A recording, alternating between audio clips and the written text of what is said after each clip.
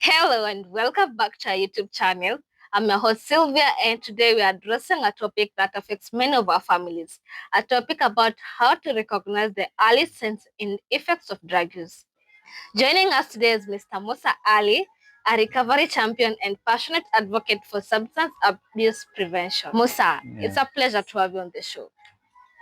Thank you, Sylvia. I'm honored to be here and grateful for the opportunity to contribute on such an important discussion. Musa, for the parents and caregivers listening in, what are some of the early warning signs that might indicate a child or a loved one has started to use or abuse drugs? Okay, drugs doesn't begin suddenly. It starts with small changes that often go unnoticed. And that's why awareness is so important because the earlier we recognize the signs, the sooner we can help. The first sign that someone may be using drugs often shows how they look. You might notice them red eyes, which can mean that they have used alcohol or marijuana. Another common sign is poor hygiene. Someone who used to care about how they look may stop bathing regularly or wear the same clothes for days. You may notice some changes in behavior. They may get moody or act differently from how they were and how they used to enjoy things like playing football, spending time with their family, or studying. Suddenly, it just happened like they don't have interest anymore. How can parents tell the difference between normal teenage mood swing and the behavior caused by drug use? And that's a very good question. Teenagers can get moody sometimes, but if the changes are extreme or take a long time, it could be a warning sign. Mhm. Parents should look for patterns. If their child is always angry, quiet, or secretive, it's worth paying attention. And also watch for changes in sleep, eating habits, or who they spend time with. You might also notice that they start keeping secrets and avoiding families or asking for money without explaining why. They may start performing poorly in school or coming late or losing interest in their duties. What about money issue?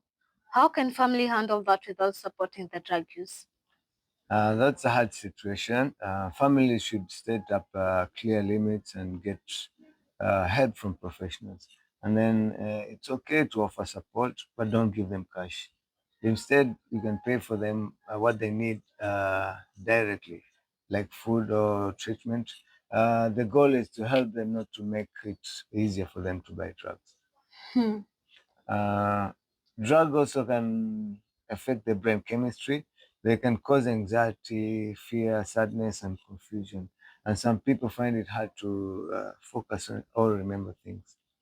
Mr. Musa, what advice would you give someone who is using drugs to deal with mental health problems? Okay, please get professional help. You don't have to face it alone. Mhm. Talk to someone you trust, a friend or a family member or a counselor.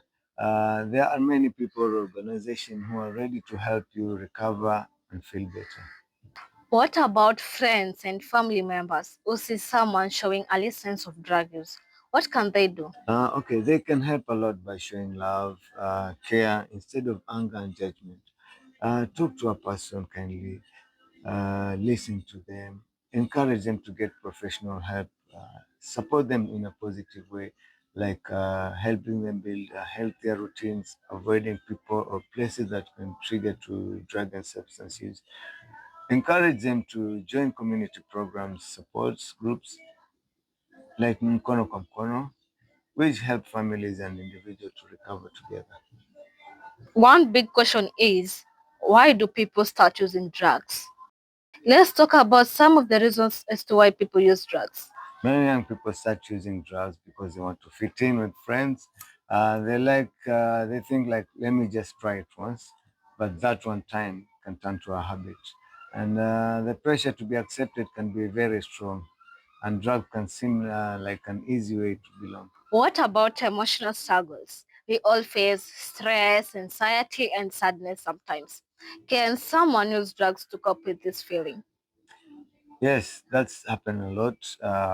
Mostly when people feel sad, stressed, or sometimes take drugs to forget their problem. But they tell themselves, "I will just need a break from everything." But drugs don't solve problems; they only make them worse. The relief doesn't stay for long. It even makes the pain come back even more stronger. Is there anything else that can make someone more likely to use drugs? Yes, genetic can play a big role, and some people are more likely to get addicted because they inherit some certain traits from their parents. And if a parents abuse drugs, it means the children might have a higher risk of becoming addicted. And that's why it's important to teach young people risks, especially those with family history, so that they can understand the situation and better make their healthier choices. What can we do to help those that are struggling with drugs? How can we create a caring environment that helps them heal?